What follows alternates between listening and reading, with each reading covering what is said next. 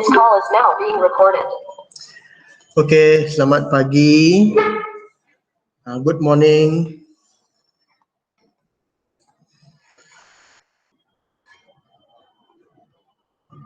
I hope you all in good condition and good health, yeah.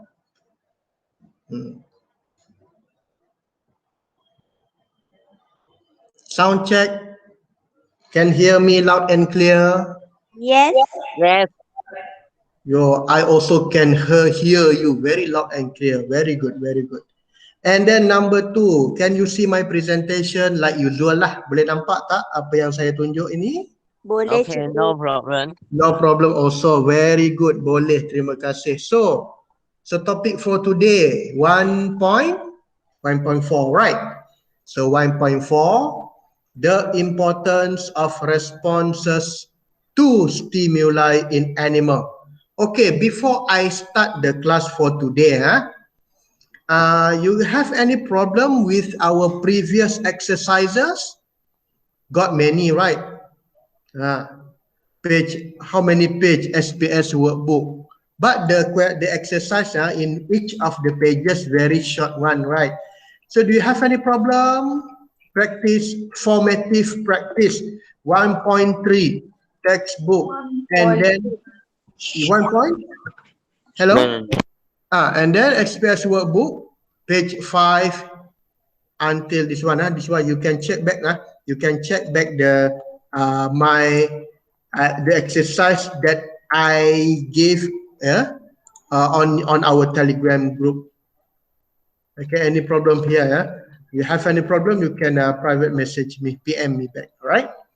So later on, when you are all able to come to school, then you can pass up the book lah. But not today lah. Not now lah. I mean not now. Maybe after you try to finish it. Maybe you can pass up the book later, right? Okay.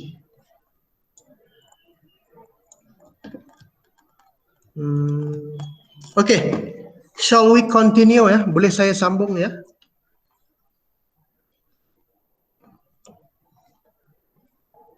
Boleh saya sambung ya? Boleh. Okay, right. Okay, you can see my presentation.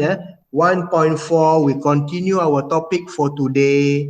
1.4, the importance of responses to stimuli in animal. Okay. 1.3, you all already learned about the responses and stimuli in plant. Okay, you still remember in plant? And then 1.2, the responses and stimuli in human. Okay, make sure you understand from the first chapter, from the first subtopic until now. Okay, the organization, the arrangement of topic, make sure you understand that very, very careful. All right. So 1.2, in 1.2, you learn about the sensory organ in human, right? There are 5, if I'm not mistaken. I also forgot sometimes. There are 5 sensory organ in human, right? Okay, our eyes, and then our ears, our nose sense, and then our tongue and the skin. Okay, in 1.3 is the responses to stimuli in plant. How many? Tropism. Yeah, you already learned about the tropism. Okay, because plant is also categorized as living organism, and then living organism also can respond to the stimuli around them. Okay, but in plant we call it tropism. You still remember tropism, right? Phototropism, meaning that the tendency or the direction of the plant, the parts of the plant that grows toward the light. Phototropism. And then also you still remember there is negative tropism and then positive tropism. Negative mean away from the tropism or away from the sources.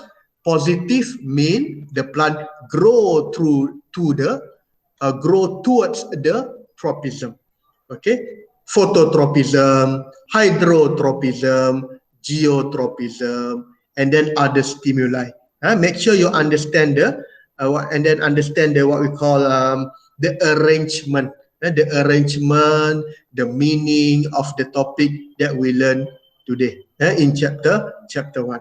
So today we're going to learn the importance of response. What is the importance? Because we all know that the response, how we respond to the stimuli is very, very important. The way we see, the way we hear, how we see and then how we hear, and then how we respond to the things that we see, how we respond that the way we hear, kan, macam mana kita bertindak balas dengan apa yang kita nampak. Macam contoh, kalau kamu nampak seekor anjing, if you saw a dog try to chase you, what is your response? Right. So this is the important lah, apa kepentingan dia. Or like if you still remember, you hear something calling you, or you hear some noise, or you hear the horn, what we call the horn of the car. So what is your response? Mesti ada kepentingan, ya. And then you must be able to respond accordingly from the stimuli. Okay, so what is the response in animal? Okay, next one. Number one, we learn about what is stereoscopic and monocular vision. If I said about vision, yeah, V-I-S-I-O-N, what is vision? Yeah, vision is penglihatan ataupun our sight. Okay, penglihatan. Okay, so stereoscopic and monocular vision are related to our eyes, or the sense of what? The sense of sight. Still remember? The sense of sight. Okay, so they have two types of vision here, you must remember. One is stereoscopic, one is monocular. Right? So what is the stereoscopic and what is monocular? Okay, can you see? I hope you can see the presentation here, or you can see on the textbook also the same. Yeah. All right. Okay. So the first picture, the picture on your left here, the picture here on our left here is the picture of animal or organism with stereoscopic vision. This is stereoscopic vision. How to differentiate, how to compare, how to identify whether the organism stereoscopic or monocular, okay, depend on the position of the eye. Okay, I read it for you. Human and animals such as cat and owls has pair of eye located in where? Stereoscopic. Stereoscopic meaning the eyes is located at the front of their head. Di depan, betul-betul kepala depan ini adalah dia punya kedudukan mata. The position of the eye directly, not directly lah, located in front of the head. Okay, di depan. Manusia, human, in front of the head. And then if you compare with animal with monocular, such as what? Rats, chicken, rabbit, located at the opposite side. Boleh faham ini? Can you try to compare the monocular and stereoscopic? Monocular at the side, di sebelah tepi kepala dia, the location of the eye, kedudukan mata dia di sebelah tepi. Okay, and then stereoscopic, kedudukan matanya di depan. Boleh faham ini ya? Okay, saya sambung. Right, so this is what we call the field of view. Boleh nampak ini? Boleh kan? Okay, this is what we call the field of view.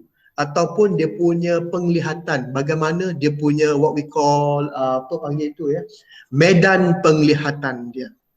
Okey, medan penglihatan untuk kedua belah mata.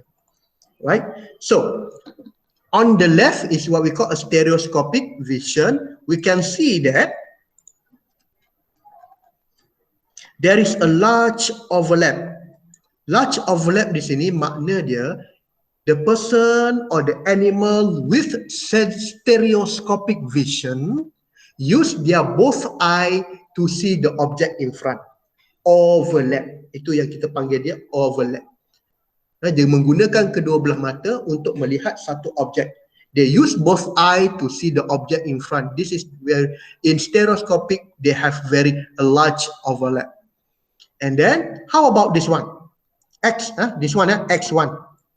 This X, the eyes from the, maybe the eye from the left eye. And then Y, here, the Y is the eye from the right.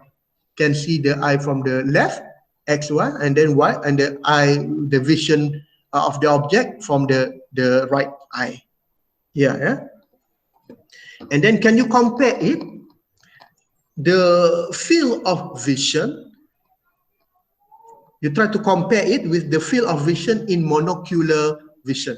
Monocular vision, because of the position of the eye at the side of the head, dia kedudukan matanya di tepi kepala, so it has small overlap, meaning that the object it can see in front that use both eye, only small area, kecil saja yang boleh tengok tepi.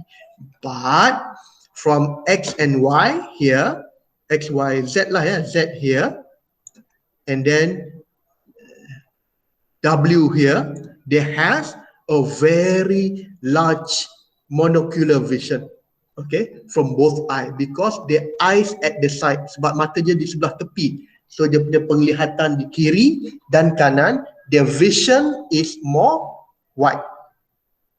Okay, boleh faham yang ini tak? This is all what we call the position of the eye only. How the animal see. Okay, stereoscopic and monocular vision. Make sure you understand and identify, and then try to compare and contrast between these two sides of vision. Okay, right. Boleh saya sambung? Can I continue? Boleh sambung? Boleh faham? Yes. Okay. So next one. These are the difference lah ya. You can read it for yourself. Tak apa, never mind. I will explain one by one. Stereoscopic, in front of head. Monocular, side. Number one. Alright. Stereoscopic, narrow field of vision. What is mean by narrow? Narrow ni maknanya sempit. Dia hanya boleh tengok apa? If you see the picture back, only like this only. Okay, saya tengok saya try cuba lukis dulu di sini. This is what we call narrow vision.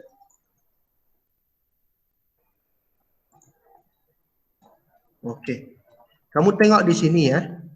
It can only, the vision of the eye here, only here and then here. Yang belakang ni dia boleh nampak tak? Can the organism see from behind? Boleh nampak tak objek di belakang? Contohnya A, dia boleh nampak A atau tidak boleh nampak A? Kelas. Cannot. It cannot see. It cannot see the object behind because it has narrow vision. Okay, but for monocular vision, if I write A here, okay, monocular ya, monocular, sebelah kanan ni monocular. Can it see the A? Boleh nampak tak A? Di sebelah, sorry, okay, sorry right here, B lah, monocular vision B. Okay, can the organism see the B in monocular vision? Maybe can. Maybe can a bit, right? Sebab dia ada nampak sedikit. This is what we call The stereoscopic vision, very what we call narrow field of vision. But this one, monocular vision, they are wide, very wide. Yeah. Okay, depend on the what we call the field of vision here. Okay, boleh faham ya? Right. So next one. Okay. Stereoscopic vision, field of vision overlap to great extent. Overlap field produce vision in 3 dimension ataupun dia panggil 3D. Ini panggil 3D, 3 dimension. Kamu sudah belajar RBT kan? Apa itu 3D? Mesti ada atas, pandangan depan, pandangan atas dengan pandangan tepi. Betul? Ini 3D. Okay, we call it 3D vision. 3D. That's why kita boleh tengok because we have overlap. Overlap mean we use both eye. If we use both eye, we can see 3D object. Masih ingat lagi 3D ya? Dia macam ini. Macam kotak. Ya. Macam ini kotak ni. Weh, macam mana ni boleh hilang? Macam ini. Kotak ini. Tak pandai lukis. Ini 3D. Sebab ada pandangan atas, betul? You can see the up here, and then you can see the front, and then you see the side. Ini 3D lah. But for monocular vision do not overlap and only overlap slightly. Dia sedikit saja. Because why? Because the position of the eye at the side. So dia boleh take dia sedikit saja. Right? Okay, next one.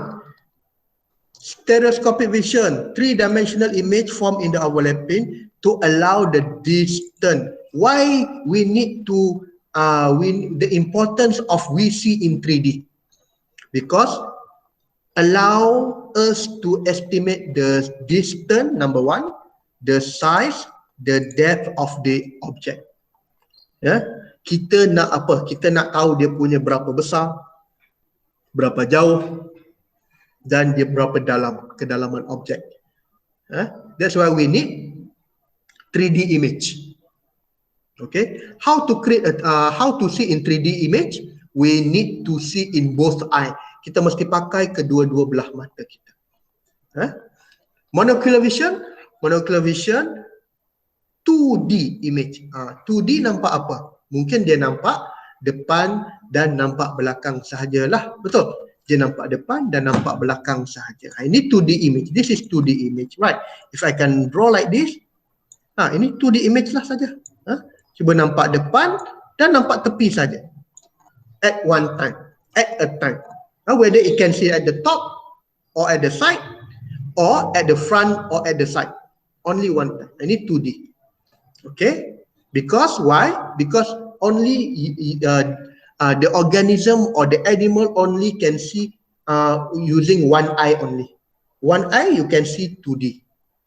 Okay, you can see 2D. Right? So, prevent the distance, size and depth object being estimated accurately. So, 2D image or the 2D organism, they cannot estimate the size. Mereka tak boleh anggarkan berapa besar ataupun berapa jauh. Okay? Dia tak boleh anggarkan. Very easy experiment for you to do. Senang saja kalau you nak buat. Okay? You minta kawan ke ataupun adik ke siapa, you try to take the ball here ataupun you try to take the object here.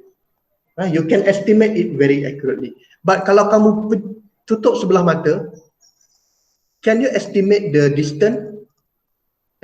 If you close one eye, you cannot estimate the distance, berapa jauh, berapa besar. Okay, that's why we need both eye, because both eye we can see how far is it, berapa jauh dan berapa besar dia punya objek itu. Kalau guna sebelah mata, we cannot see the We cannot see the what we call, we cannot try to see the object. Kita tak boleh ambil barang itu kalau tutup sebelah mata. Okay, mungkin kita akan miss sedikit. Okay, macam inilah. Kalau kamu buka, you buat jari bagian ini, kan? Kamu buat tangan kamu macam ini. Kalau pakai dua belah mata, stereoscopic vision, tengok video ya, tengok gambar video saya ya. Tengok gambar saya. Kalau kamu pakai dua macam ni, kalau pakai dua belah mata, kamu boleh jumpa apa ini? Jari ini you can touch the finger. Okay, boleh. Cuba kamu tutup sebelah mata. Boleh atau tidak? Dia susah sedikit. Betul? Dia susah sedikit. Kalau kamu tutup sebelah mata, kamu susah sedikit to estimate the distance. So maybe you cannot accurately touch the finger when you close one of the eye. Okay, boleh faham ini ya? Right, next one. So why it is important to have 3D vision? The ability to estimate distance help animal to hunt. Biasanya, okay, usually animal with stereoscopic vision is a predator. Predator mean apa, kelas? Predator tu ialah binatang yang memburu. Contohnya apa? Harimau, tiger, lion, wolf, wolf. Because they want to catch the animal. They need to see in 3D. But how about the stereoscopic? Stereoscopic usually from the prey. Contohnya apa? Binatang apa? Tikus, ayam. Because it has wide vision. They constantly look for enemy. Because selalu tengok keliling. That's why usually help animal to detect their enemy coming from any direction. Okay, boleh faham ini ya? We have stereoscopic because we try to chase the animal, right? Like what? Like cat and then dog. They have stereoscopic vision because they hunt for food. Okay. Again here, predator usually stereoscopic and prey usually monocular. Tahu mana itu prey? Mangsa dengan pemangsa. Which one is predator?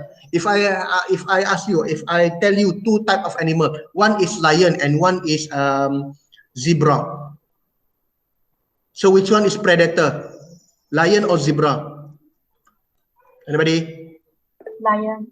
Yes, lion is the predator. Predator has stereoscopic. And then zebra is prey. Prey because why? Because usually prey will eat or will hunt for predator will hunt for prey. A zebra, if you look at the picture of the zebra, the position of the eye is at the side of their head, right? So it constantly look for danger. Okay, dia akan selalu tengok sebab dia boleh nampak sebelah kiri, dia boleh nampak sebelah kanan. That's why it's always in what we call selalu berjaga-jaga lah. Always in caution, right? Okay, next one. Stereophonic hearing, and this one is the sense of hear. Because we have how many ear? Berapa telinga kita ada? How many ear we have? We have a pair of ear, right? Kita ada dua telinga. So dua mean stereo. Sama macam mata tadilah, stereoscopic vision because we have two eye. Stereophonic, phonic mean bunyi. Phonic itu maknanya bunyi. Stereophonic hearing meaning that we hear by what we call our both ear. Kita mendengar dengan kedua belah telinga. This is what we call by stereophonic hearing. Okay. All right. Both ear. Number one. Dengar dua belah telinga. Why we need to hear? Why we need to what we call use both ear? Because to determine the direction at the sound accurately. This is one of the importance why we need to hear by using both ear to determine the direction. Kita nak menentukan dari mana datang bunyi. If we only use only can hear by only one ear, kalau satu telinga saja, we cannot determine where the sources of the sound, dari mana bunyi itu datang. Dari kiri kah, dari kanan kah, dari belakang kah, dari atas kah, kita tak boleh tahu kalau hanya ada satu telinga. That's why we need two ear. For example, right, car behind you ataupun motor di belakang, dia horn kamu. So you know the direction of the sound, right? If the car behind you coming near you, and then the driver horn you, dia bagi kamu bunyi horn, kamu akan tengok belakang terus. Betul? Because we know the direction of the sound. Kamu tahu dari mana datang bunyi itu. Macam ada orang panggil kamu, you know the direction of the sound. Bukan dari atas. If you have one ear, maybe you don't know mana datang bunyi. Right? That's the importance of stereophonic hearing. Okay.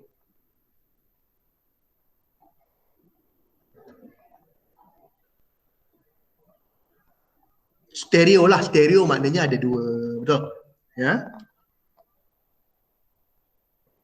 Okay, based on the above diagram, the ear which nearer to the source of the sound receive the sound earlier and louder than others' ears.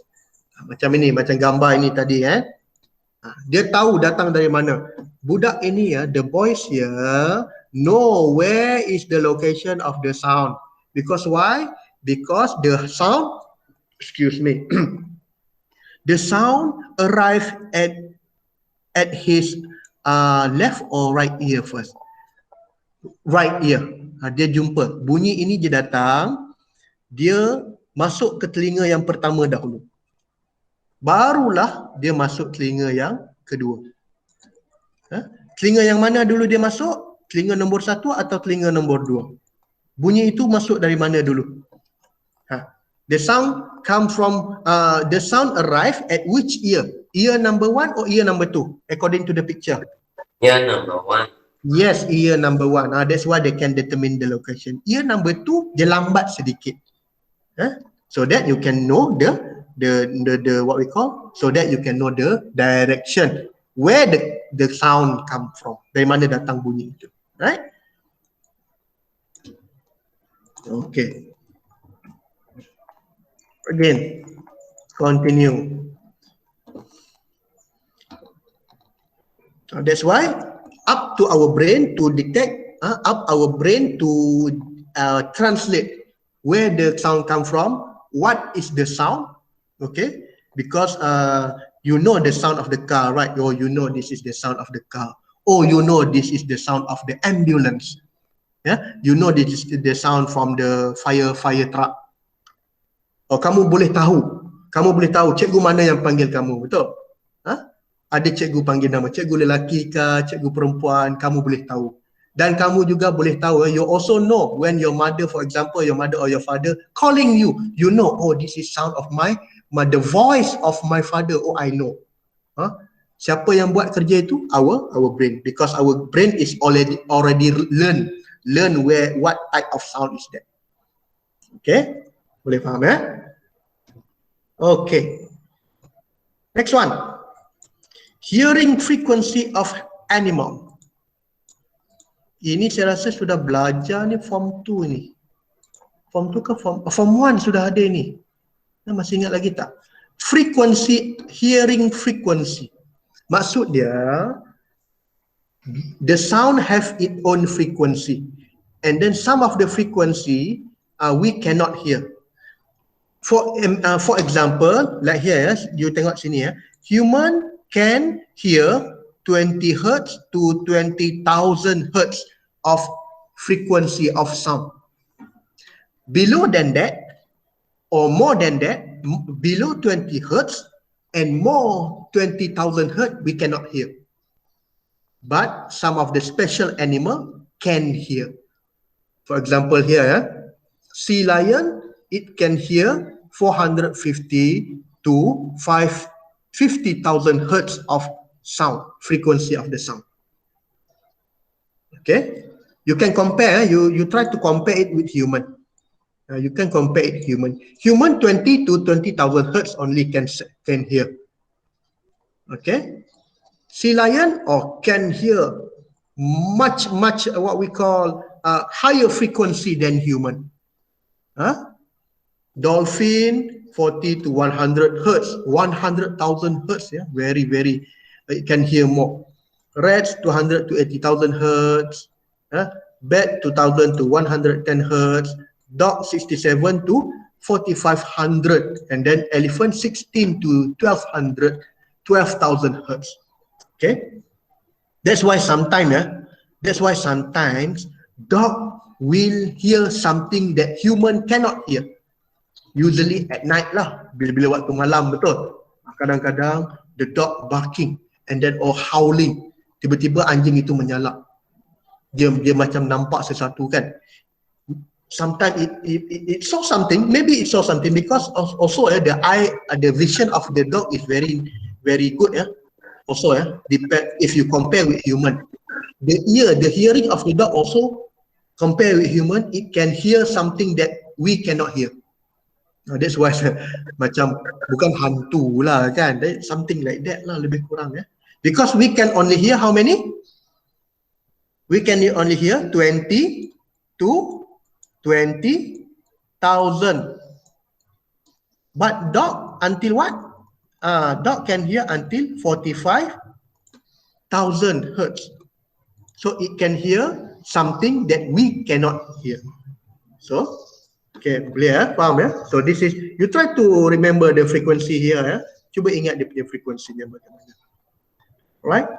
Later I will give you the link because you maybe want to know macam mana bunyi. Kalau 20 hertz bagaimana bunyi? Kalau 20,000 hertz, 20,000 hertz macam mana bunyi? Nanti saya akan bagi link. Dalam internet ada. Alright, nanti saya akan bagi dia punya. I will give you the link so you can hear. You can compare between 20 hertz of sound and 20,000 hertz of sound. Ada beza dia di sini ya. Itu later on. Alright. Apa lagi?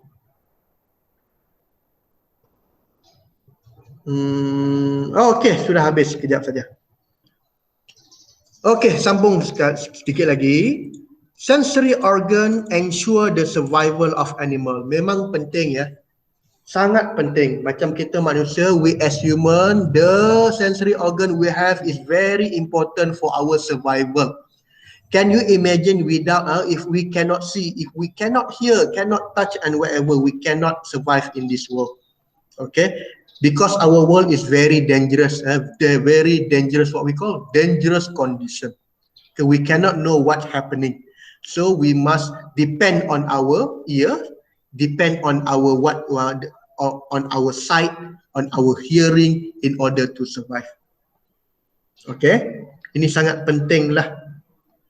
Especially for human, especially for animal, because animal need, especially the consumer, okay, the dog or the tiger or lion, because they need to hunt for food, and they need hunt for other animal in order to survive as a food source. So they need to depend on the sensory organ, eyes, eyes, and then the ears, the sense of sound, the sense of hearing, sense of sight, sense of smell also, bau, and then the taste, right? Macam anjing kan, dog, depend on their sense of, they have very sensitive nose. Okay, this is what we call their survival. Survival di sini ialah dia punya kehidupan dia. Dia mesti boleh hidup lah. I cannot imagine lah ya, our life without of the sensory organ. Kamu boleh tengok sendiri orang buta macam mana kan. Mereka tulis pakai apa? Mereka baca pakai apa tu? Braille kan. Because they cannot see. Jalan pun tak boleh. Deaf person. Kalau orang yang pekak tu bagaimana? Susah kan ya. So we need to what we call hargailah. We need to appreciate our sensory organ. And then also we must also take care of our sensory organ as well. Kan, mesti jagalah. Macam contoh apa? Macam mana nak jaga telinga? Sekarang ya, kalau you have handphone, right? Kamu pakai earphone itu kan. Itu pun tak boleh pakai kuat-kuat lah. You do not try not to, volume up ataupun pasang ear music kuat-kuat. You must take care of your ear. You must take care of your eye also, right? Okay, ini you boleh baca sendiri. Any question? Ada soalan? No. Boleh faham ya? Already finished. Boleh. Already finished. Okay, already finished. So like usual, after I finish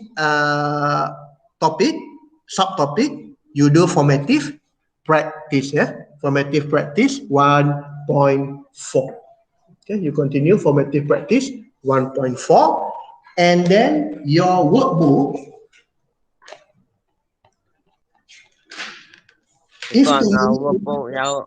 Workbook mau berbincang tak? Mau berbincang, okay. Like this, begini. Untuk buku kerja, if you have any question, you message me. Sudah buat habis. Dah buat ke belum? Macam siapa? Sudah buat ke? Sudah buat habis cikgu saya. Sudah buat lah. Sudah buat, okay, sudah buat, okay, never mind. If you have any question or not, you can private message me lah. You boleh message dengan saya.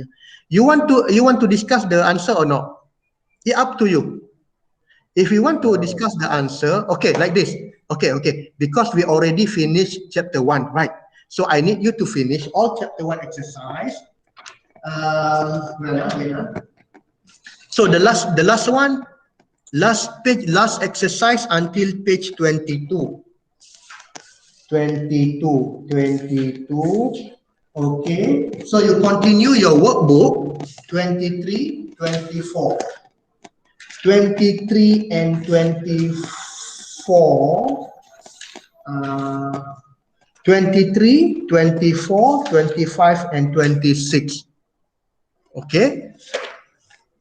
Our next meeting is when? Bila kita jumpa lagi? Hari apa? Tomorrow Tomorrow lah. Tomorrow, right? Tomorrow ada kelas. So tomorrow we discuss the answer. Kan? Boleh? Can. Boleh okay. So for today, formative practice 1.4, and then your workbook you continue to page 23 to 26.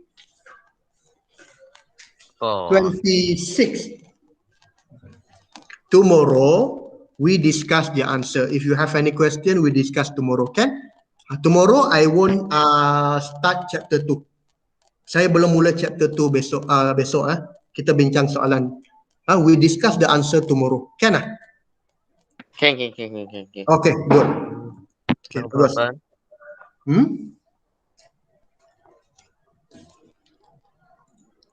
So we have berapa lama lagi ni? 11:14. So any question? Chapter 3? No. No question yet. Okay, very good. So you try to finish all the question, all the exercises that I gave you last week, and then today, page 23 to 26. Okay, you try to finish today. Tomorrow we discuss the answer. Maybe if tomorrow, if tomorrow we haven't finished the discussion, we continue next week. Okay, right? Boleh Okay. If there is okay, never mind. If there is no question, I think we can end the online class right now. So you have 15 more minutes. You can continue to do my exercise, and then, like usual, if you have any question, you can ask me later. All right? Okay. Thank you, teacher. Okay. All right. Thank you. Bye bye. See you tomorrow. Bye.